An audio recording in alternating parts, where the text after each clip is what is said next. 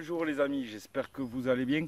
Donc on se retrouve aujourd'hui pour une nouvelle vidéo devant les parcelles à tomates. Donc cette vidéo c'est par rapport un peu à l'actualité. Tout le monde a dû voir que la semaine qui arrive là, on est en plan canicule. Alors déjà, qu'est-ce que c'est le plan canicule? En gros,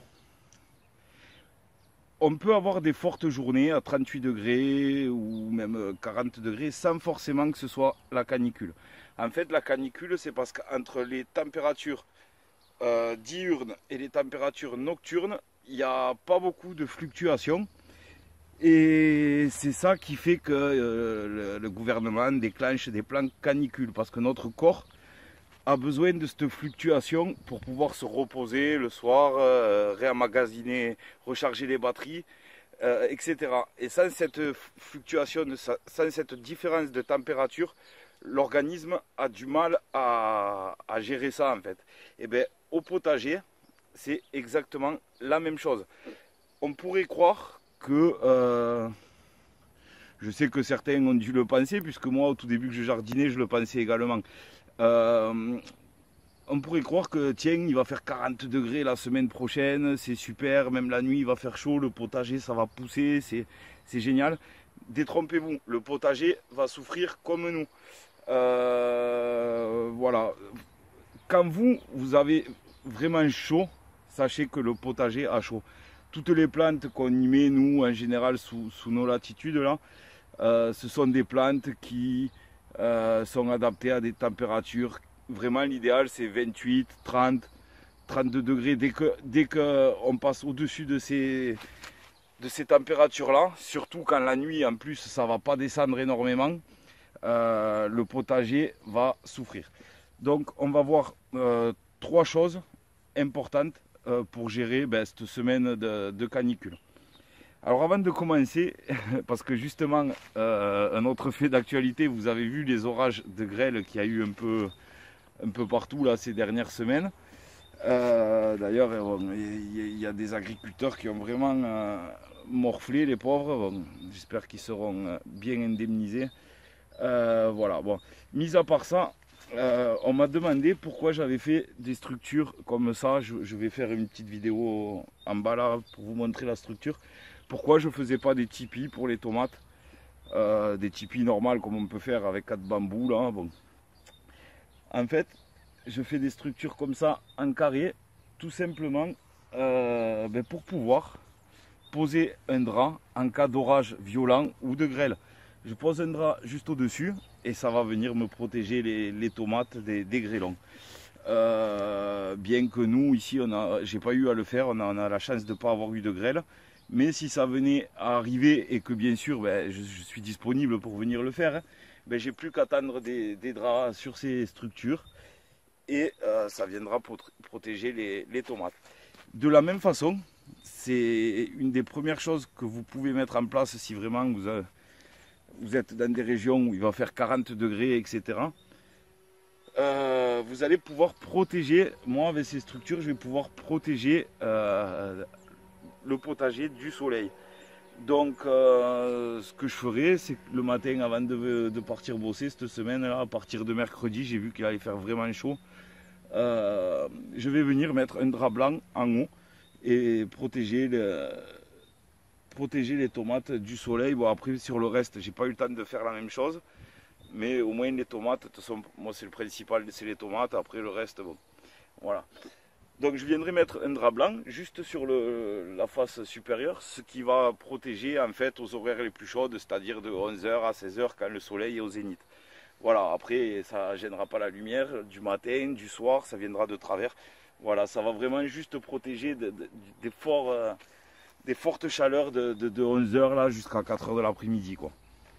Donc ça c'est une des premières choses. Alors ensuite, si vous n'avez pas ce genre de structure, que vous n'avez pas prévu le potager comme ça, ce que vous pouvez faire assez rapidement, c'est mettre deux ou trois poteaux de grillage vert comme j'utilise là.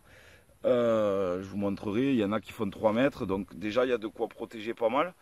Vous pouvez planter trois poteaux comme ça et prendre des canisses que vous mettez en travers, des roseaux là, et vous les mettez en travers avec du fil de fer, ça va assez vite. En 1 heure, vous aurez protégé une parcelle. Vous mettez ça du côté où le soleil va le plus taper, là où exposé sud quoi, et ça viendra vous protéger le potager également des fortes chaleurs.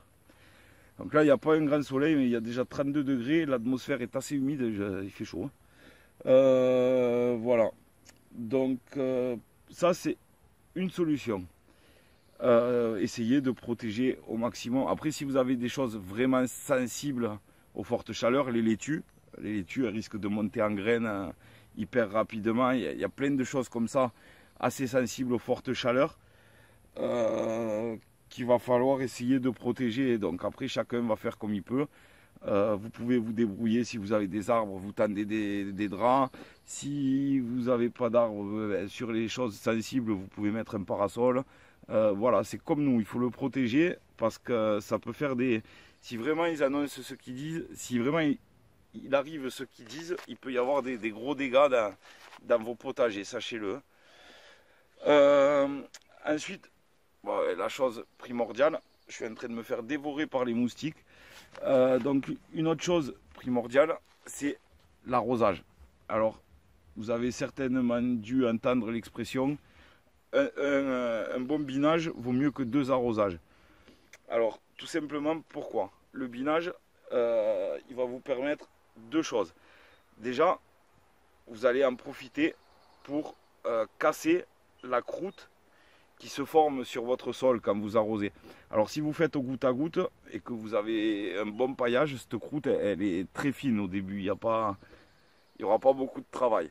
Donc vous cassez cette croûte tout simplement, et ça va permettre en fait à l'eau, quand vous allez arroser, de mieux pénétrer dans le sol.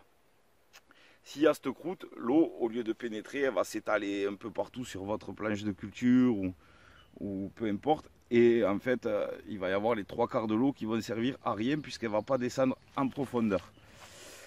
À ce sujet, j'en reparlerai, je referai ma vidéo sur la culture de la tomate. J'en ai pas parlé, je crois. Quand vous plantez, bon maintenant je sais qu'il est trop tard, mais bon, vous aurez la petite anecdote. Quand vous plantez des tomates, après c'est valable pour tout le reste, hein, en fait, à la plantation, ce que j'ai fait, bon déjà j'ai le système de culture en lasagne. Donc au fond de mes trous, là, à 50 cm sous les pieds de tomates, il y a des rondins de bois que j'avais imbibés d'eau, qui normalement doivent être toujours humides. Donc ça fait des réserves d'eau. Mais si vous n'avez pas ce système, quand vous plantez vos tomates, en fait vous allez arroser normalement le temps que la tomate reprenne, que la croissance reprenne. Une fois que vous voyez que votre plant de tomate, sa croissance a repris, ça veut dire qu'il s'est de nouveau enraciné dans votre sol lorsque vous l'avez repiqué.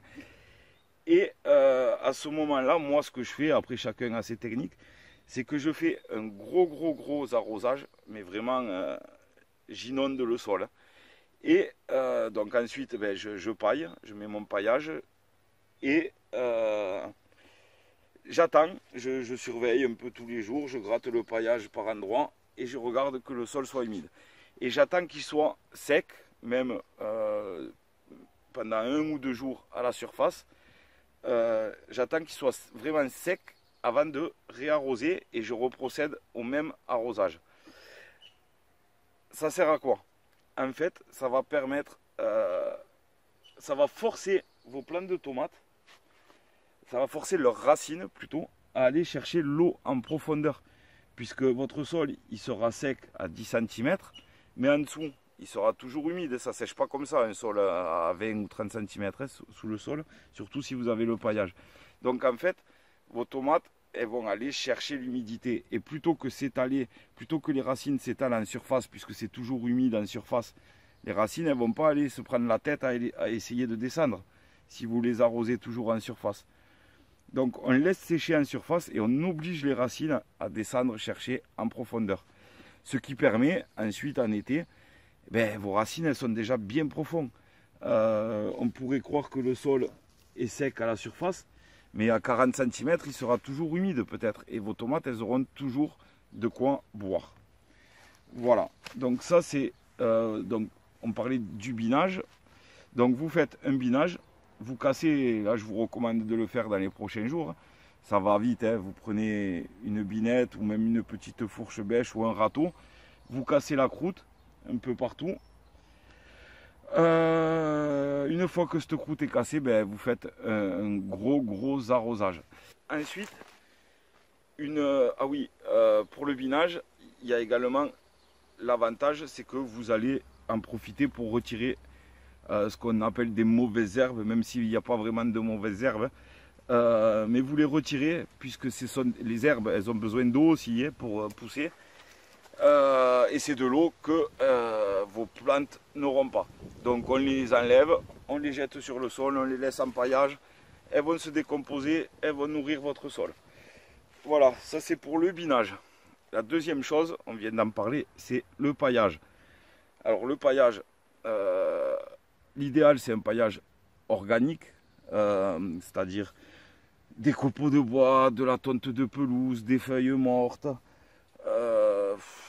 des brindilles, des branchages, du foin, de la paille, ce que vous voulez. Si vous n'avez pas la possibilité de faire ça, vous pouvez très bien faire un paillage en gravier ou en toute autre chose. Il protégera votre sol de l'évaporation et donc de la chaleur, du ruissellement, de cette fameuse croûte, etc. Mais il ne nourrira pas votre sol. Le paillage organique, lui, il va, en se décomposant petit à petit, il va amender votre sol et il va le nourrir. Donc, le paillage, très important, puisqu'en fait, il empêche l'eau de s'évaporer. Voilà, donc votre sol, il va rester humide plus longtemps. Et c'est juste avec ces fortes chaleurs qui sont annoncées, c'est l'idéal, hein, parce que là, ça va être... comment dire, même si vous n'avez pas de paillage, avec les chaleurs qu'il fait, il va falloir arroser matin et soir. Hein. Donc, alors que là, avec un paillage comme ça, je pense que même 2 ou 3 jours, ça tiendra largement. Pour l'instant, je n'ai pas encore le goutte à goutte. Si vous avez des systèmes de goutte à goutte, ben, je vous recommande d'augmenter soit les fréquences d'arrosage, soit un petit peu le débit pendant cette semaine. Voilà.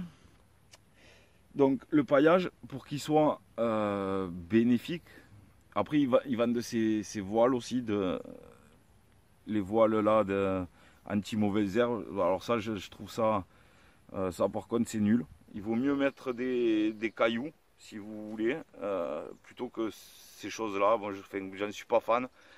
Voilà, tout simplement parce que déjà, j'avais déjà essayé. Au bout d'un moment, ça casse. Les herbes, moi, chez moi, la prêle, elle sort, elle passe à travers. Enfin, voilà. Donc, l'idéal, c'est de la paille. Tout le monde a un agriculteur dans le coin vers chez soi.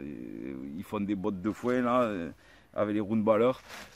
Vous y allez, vous demandez si vous dites vous avez un potager, s'il ne veut pas vous en donner une, ou au pire, vous lui filez un billet et il vous donnera une grosse balle de paille. Et là, vous avez de quoi faire déjà pas mal de surface.